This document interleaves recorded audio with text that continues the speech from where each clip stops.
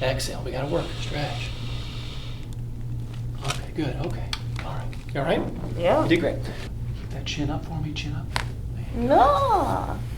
This disc is uninjured and that disc's injured. Can you tell a difference? I can't. There's no, on x-ray, I can't see a difference. But then you look at the MRI and go, okay, I can see no disc injury here. Do you see? I can see the disc's injured on MRI. The disc is made of two materials. There's a nucleus called nucleus pulposus, and then annular fibers that wrap like a present, like a Christmas Day present that's been wrapped multiple times. Something like 20 to 25 layers wrap this center core. The center core is supposed to be gelatinous, self-cohesive. It doesn't like to separate from itself. It likes to stay contiguous with itself. It's actually not able to be herniated when it's healthy. You can compress. They put thousands of pounds of pressure on healthy discs. They don't herniate. They have to be, the disc has to be liquefied. It actually has to start to cook its way through the layers to then be able to actually hit nerves. And that process of liquefaction of a disc involves a couple things, going back to the teenage level. When you look at the spinal model, the first thing that has to happen is think of this is, well, we have vertebrae with discs sandwiched in between. When we compress this, the disc is actually uninjured. The disc is kind of the jello of the spine, and so when if you fall out of a tree and land on your butt, the disc is not going to get injured in a healthy disc because it's soft and spongy. If you drop a rubber ball out of a tree and it lands from 50 feet, the rubber ball doesn't get injured, right? The hard bone gets injured. So the actual disc cracks the end plate of the vertebrae. So your injury's up here at C5 in your neck, but when you had a compressive force at some part of your life where the disc cracked the end plate, which is the connection, you understand, like in here. The end plate is where the disc contacts the bone inside there. That makes sense. So you compressed, the end plate gets cracked, acid, or what we call metalloproteinases, or basically acid, gets released that then liquefies that nucleus. And the process of liquefaction of the disc is a minimum of 10 years to make the disc from self-cohesive to actually a liquid that then the acid then burns its way through this is the one that's got tears, you understand? So the disc actually starts to tear from the inside towards the outside. So it'd be this is your spinal cord here. And so when these annular fibers start to get torn, you start to get pressure on your nervous system. This is your MRI. This was taken about 3 months ago. You're looking to our left. So these little bumps here are the spinuses. Okay, so these are the discs right here. These are the bones. These little gray boxes are the vertebrae. Does that make sense? We're looking at a side shot of you. So you're a profile shot. You're looking to our left. Your jaw would be over here. These discs are not injured. And then this guy, right here, that's the disc that's bulging out. That's what they say, minor disc bulge. That's normal. So machine is normal. And then this disc is coming out. Okay. Maybe if I look at it like that, you can kind of see. If I turn it sideways, you can see the little mound. These little mounds shouldn't be there. There's other discs that are mildly injured, but this is the major one that's coming out of place. So we want to restore motion to the areas that aren't injured, and this is your x-ray. So you're looking the other way on this one. You're obviously looking to our right, and I put the mouse in front of this is the injured disc that you cannot see on x-ray, right? You understand? This is the bulging disc here, and this is why I don't like x-rays. Because we actually don't get any information. You actually have a bulging disc here, but the x-ray doesn't show it. We can see the reverse curve, right? It's actually, see how this is going? Yeah. Yeah, a little bit of arch here, and then it's going back the opposite way here. Okay. So it's supposed to be a forward curve throughout the whole spine. We'll see. And that's why all the bending is happening in these two areas. It's like a piece of paper folding back and forth. All the stress is on these two vertebrae. And this is the one right here is the one, C5, 2, 3, 4, 5, yeah, the C5 disc.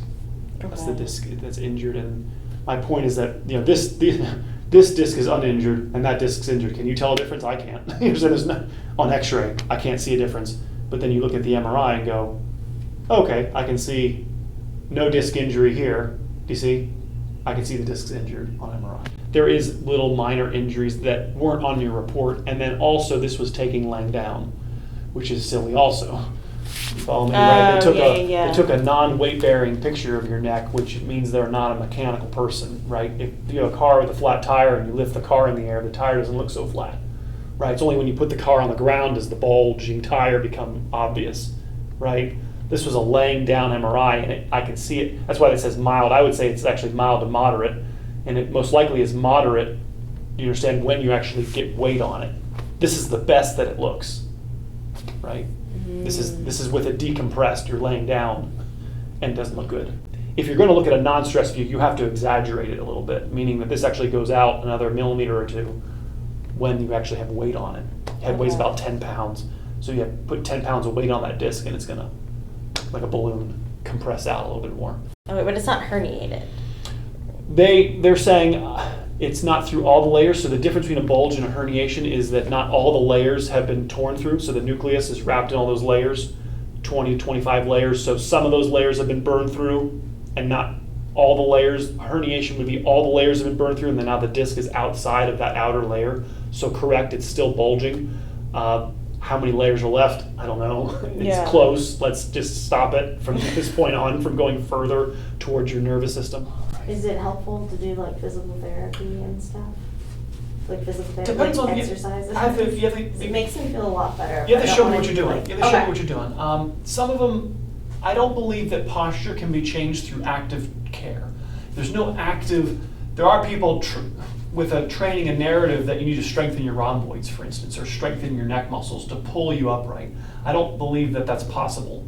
You understand? I believe you need to have good alignment, and that's where you want to be, not by, you understand, holding yourself there. How long before your muscles fatigue and we just go right back to being in bad posture? Therapy a lot of times can be care focused on pain relief, which can get a little dicey, right? If I'm only treating you from pain relief, again, I might just push your head farther forward because the front part of the spine has no feeling, and maybe that would give you relief for a few years. But if we're looking at you from a perspective of the next 50 years, I need your ear over your shoulder. So I'm looking at your line right now. The ear needs to be over the center of the shoulder. The more forward your head goes, the more stress is on those discs. Yeah. The more work the muscles have to do, right? If I hold a bowling ball close to me, it's easier than if I hold it outstretched, right? So the alignment of your head to shoulders determines what we call interdiscal pressure. I'm really just wondering if I should like be in the gym or not be in the gym. If you want to be in the gym, the main thing is we need to have your whole spine participating first of all, Okay. right? So we have to answer the question, why do you only have certain vertebrae injured and other vertebrae aren't injured at all, right? The answer to that is 80% of your back actually is not working. When you're in the gym, 20% of your back is doing most of the mechanical work. All right, take a deep breath in, put this arm back for me a little bit. All right, there we go. All right, take a deep breath in, and then exhale, twist. I got you, not gonna fall, I got you. Other side for me, good. All right, take a deep breath in, exhale. All right, let's go face that for me. Yeah. My neck is just mostly where I feel most of all my pain. Gotcha. Yeah, I got a couple things going on here. Get your torso over to the right a little bit more. I know. Get you as centered as I can here. Yeah, right, Alice, and then everything's over to the left over here. You got like a scissor action going. This is all popped out here on your left, and then I got a right. The top bone's over to the right, and all the bottom bones are over to the left. All right. All right. Let's start with this right guy. Real easy. I got you. Okay. Easy, easy. Deep breath. Here we go. I got you. Relax. I got you. Easy, easy. A little bit deeper. Okay. Okay. All right. Yeah. Way too tight of it. Okay. You get it. Yes, I can tell like the whole left side. Left of side's a me mess. is like a rock. Yeah. I got a large amount of misalignments on the left lower, but this right upper atlas is tight here. Yeah.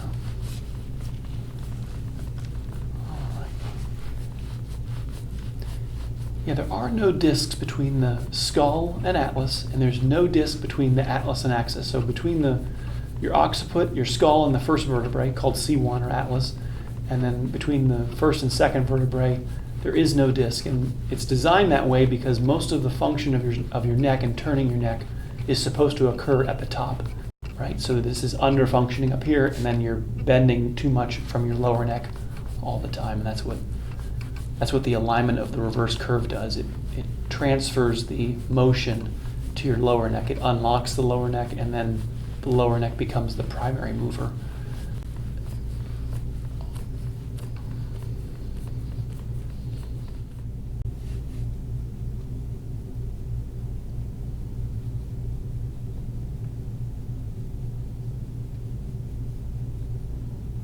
There. It's just all grainy. I think your tool's grainy. No, that's you. Right. So it's what's inside that makes it feel. I can feel it. It just feels like a rock. Yeah, that's what's inside. It's just when we get injured, your body expects it to happen again, and so it tightens it up, blocks it up, fortifies It's trying it, to protect it. protects it. You got it. Okay. But now, because this area is all protected, another part of your neck is having to compensate, and that's the C5 area. That essentially has had to overwork because this part of your neck is underworking. And so okay. we get so focused on the overworked areas that we lose sight of all the underworked areas. So it's above and below that are the cause. So the upper neck is tight, the upper back is tight, and that's what's making your lower neck, injured. Okay. It's the surrounding areas that are actually the problem.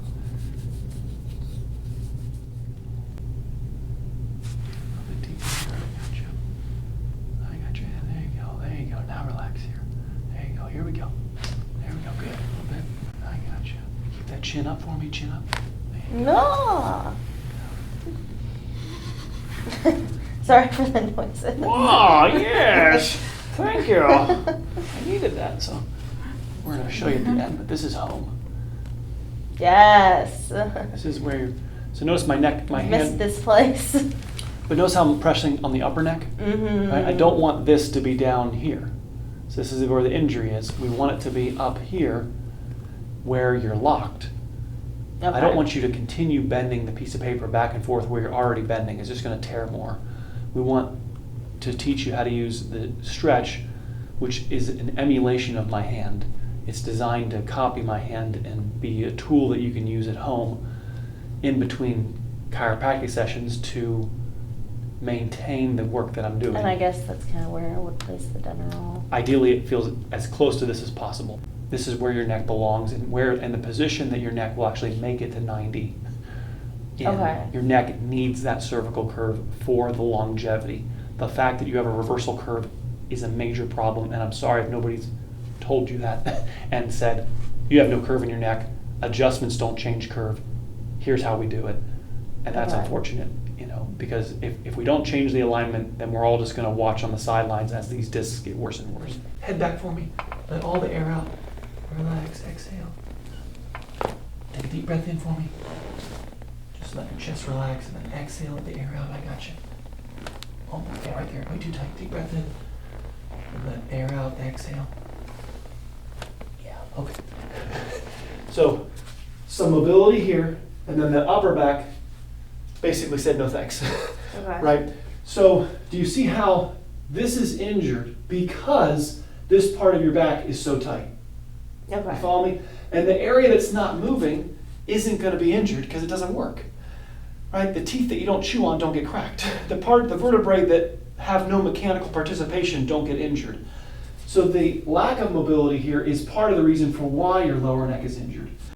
Most gym exercises typically encourage chest rigidity. And so I'm not saying don't do the exercises, but we need to ensure that you have some suppleness when you're not in the gym. Right? Be tight when you have to be, but then you have to be able to be supple when you don't need to be tight. There's way too much stiffness of your upper back.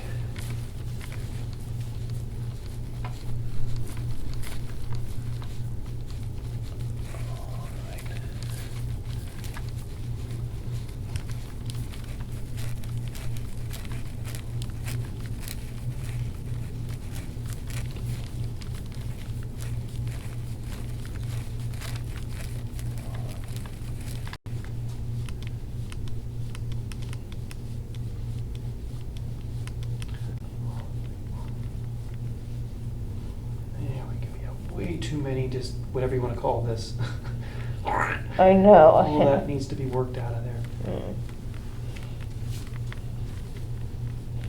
And what do I do for that? Do I just stretch? No, me. Well, Okay. actually stretching will work, but not when it's this stiff. Yeah. It needs a kickstart first.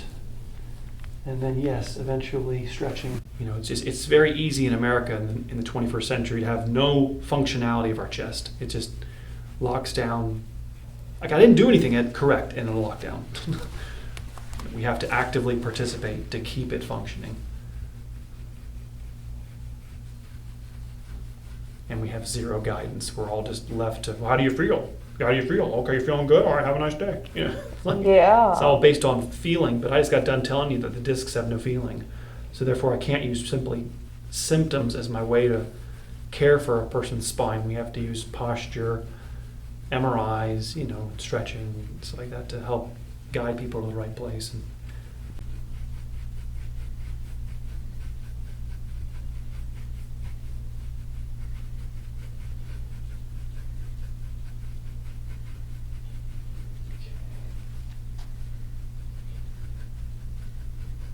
when I had you on your side and I rotated you, the SI joint moved, but at the same time, the joint that I wanted moved, your lower back was very, very loose, actually looser than it's supposed to be. And that is of concern based on the disparity between how tight this is, do you understand? Mm-hmm. And when I twisted you, how willing this was to click. Okay. Can you see that? Yes. Right? I'm concerned for your lower back because of how loose. Well, it moved, Dad. Aren't you happy? It almost was too loose. Right? It moved too easy. And then if your upper back moved with just as much ease, I wouldn't be concerned. But you're so tight up here relative to how loose you are on your lower back. Do you see how this is where it's going to wear out? Yes. So lumbar 5, lumbar 4, lower back get worn out. There's too much movement in my lower Too back. much, almost too much. I'd almost say you shouldn't even be side postured. You know, I did it today as an exam, you understand, to learn about you. But if you were here in my for the first 10 visits, I probably wouldn't even do it. You understand? Until this moves. Until this becomes looser, then we could go back and keep working on that. But please be careful with other chiropractors adjusting you. Mention that. Say, feels like my chest is so much tighter than my lower back and hips. Does that concern you? Okay. I feel like there's such an ease with which my lower back moves that isn't present from my chest. And see what they say. And I would want to bring this up to par with your lower back before we take the lower back and make it looser. What does it take to make Dr. Ed happy? I know. I just want to do the right thing, You're fine, and you're I've fine. been told like so many different things. It doesn't move, he's not happy. It moves too much, he's not happy. Geez, Ed, what do you... I know, I'm a perfectionist, okay? I want her spine equally balanced. I want everybody working as a team. Just because something can do it doesn't mean it should do it. Okay. Okay? Yeah. Can muscles give stability? All right, yes. Let's go back to let's take a whiplash as a perfect example. Okay, so you're driving your car, you get hit from behind, right? Whiplash. What's injured in a whiplash? Joints and ligaments, primarily. You're saying the knuckles where the vertebrae connect together and the ligaments that wrap those knuckles. That's what's injured in a whiplash. You go to the hospital. How do you feel? Well, my neck hurts. The joints. You're saying the injured joints in your neck are hurting because they're loaded with pain fibers. And now the muscles get tight to protect the injured joints. They actually act as ligaments because it's going to take 6 to 8 weeks for those ligaments to heal. You catch me? Yes. Right? So now muscles are tight in your neck to protect the injured joints that just got injured from the whiplash. What does the medical world give you? Muscle relaxants and painkillers. Happens every day, thousands of times a day here in America. People get whiplashed, muscle relaxants and painkillers. We give you a painkiller so you can't feel the injured joints, and we give you a muscle relaxant to get rid of the symptom of the tight muscles, which were actually a good thing to protect the injured areas while they heal. Do you see it? Do you see how now you're going to get injured more? You got rid of the protective thing, and now you can't feel it. And so now in 6 weeks you will be worse. Or if there's any chance that you're not hurting worse, it's only because your posture changed. Your head went farther forward. Your alignment got worse. And now because your alignment shifted, maybe your symptoms are better. But that's only putting more pressure on your discs, leading to disc injuries. Muscles can give stability. They do it temporarily when the structures that are supposed to give stability get injured. But somebody looked at that and said, aha, muscles can stabilize the neck. Yeah, but they're not supposed to do it all the time.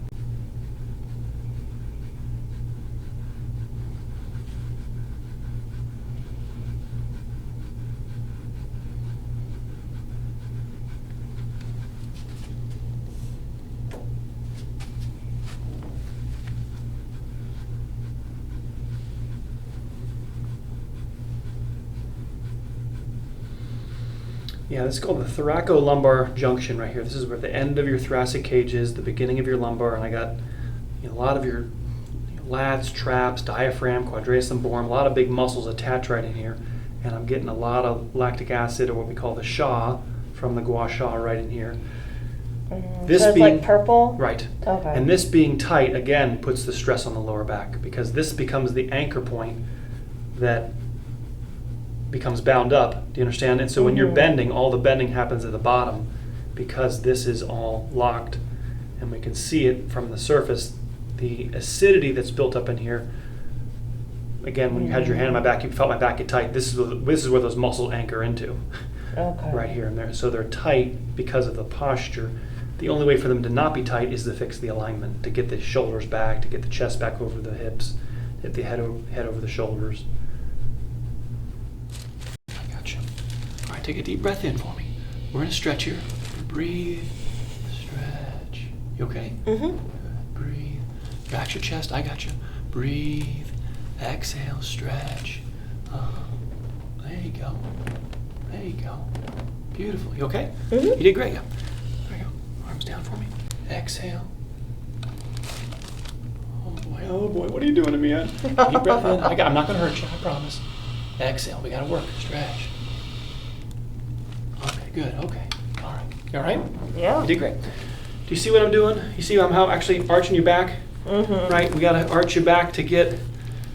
These vertebrae didn't adjust in neutral. I actually had to bend your back to get them to move. It shouldn't require that. It just means how tight they are. I needed to bend you back a little bit. Let's see if I missed any here now. Here we go. I got you. Okay.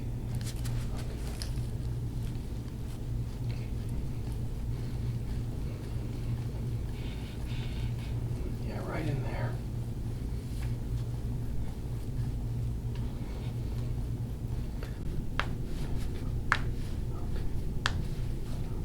I got you. Relax, I got you. Oh boy. All right. Ooh, too much weight on the toes. All right, I got you. Okay. Too much weight on these toes. That's why they're jammed. I don't have much motion here. Okay. The weight should be on your heel. What's going to happen is bunions, drop metatarsals, plantar fasciitis. You understand? Those symptoms happen because of what I'm seeing here. There's too much weight on your toes. I got normal function of these three joints, and then these two are basically flipping me off. And so if they get worse, it's going to drop the arch in your foot. The weight belongs back here, but when you put too much weight here, this is going to drop the pad. And then this fascia is going to start hurting. We want to work in this direction, curling the toes, taking the stress off the fascia, but the weight isn't on the heel because of the alignment of your chest and head. You follow me, right? So you can't really fix this without getting your head back, doing the neck stretching, the back stretching. Okay, I got you. Okay, all right, easy. One of my shoulders went out. I had way too much weight, didn't have somebody spotting me. My shoulder went out of position, and I had to rehab my own ligament here. The ligaments will heal. You definitely want to encourage blood flow and heal to help them heal faster, but if the nerve pressure in the neck is the cause, then no amount of rubbing of the shoulder is going to fix it. We have to at first get the pressure off in the neck. Okay. So I'm going to see if there's any evidence of... Okay. I'm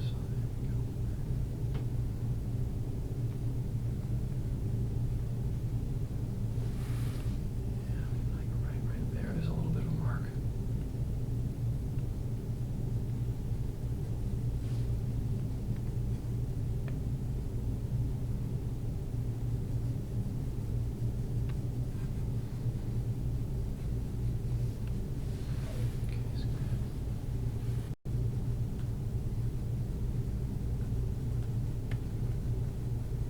There's a bone wrapped in ligaments, and what happens is when your shoulder dislocated, it essentially ripped. Do you understand? Yeah. Through some of those ligaments. Then it went back in, but then you have a hole that was created by the bone going through. Does that make sense? Now the body puts scar tissue in there or packed it with something, and you have to hewn that over by bringing the shoulder into the area that makes that ligament stressed. So you have to bring the shoulder into that area and rehab it, you understand, around that area. And it's going to be a little disconcerting and a little bit like, I feel like it might go out. You got to try to work. Don't go so deep. There you go. Look straight forward for me a little bit. Now press back with your shoulder into mine, or your elbow, I'm sorry. Bring your shoulder back. There you go. Oh, interesting. Yeah. Little tricks here. All right, same thing, elbow back into my elbow a little bit. There you go, good, yeah. I'm going to show you the wrong positions before I show you the right position. The wrong position would be that it would be so high that your chin is still down. Make sense? Yes, You we wanna want it to bring go back. back, and then it might slide down a little bit, but the head is now over it, and I'm not in your lower neck. I have no interest in further stressing the C5, C6, Oh, C7 me discs. neither. First goal is to do this 20 times for 20 minutes. That's my first barometer, my first checkpoint. Start at 20 minutes? I would like you to go right to 20 minutes, yes ma'am. Okay. Now, if that isn't to say that 5 minutes isn't beneficial, but you're not going to see posture change until you're approaching 20 minutes. So grab your hair again and then lay back for me. I got you. And then we're going to start right about here. Yeah, lay back. I got you. Head back, relax. Might need a book behind your head. I don't want, my worry with this, you put your arm to the side. My worry with this is that it is likely that you're going to bend too much in your lower neck. Can you understand why? Remember, your lower neck is loose, your upper back is tight. So even though we have this on your upper back, the stiffness in your upper back is just likelier that you might overbend in your neck. And so you do this without a book behind your head and you go, Ed, my neck's killing me after I got off my back roller. Okay. You follow me? And that's because when you were laying on the roller, you weren't bending where I wanted you bending, you were bending here, right? So to prevent that, we put a book behind your head Okay. until such time that your upper back is actually bending properly, and then you won't need this book. All right, very good. Let me, how you feeling? Good. I feel great.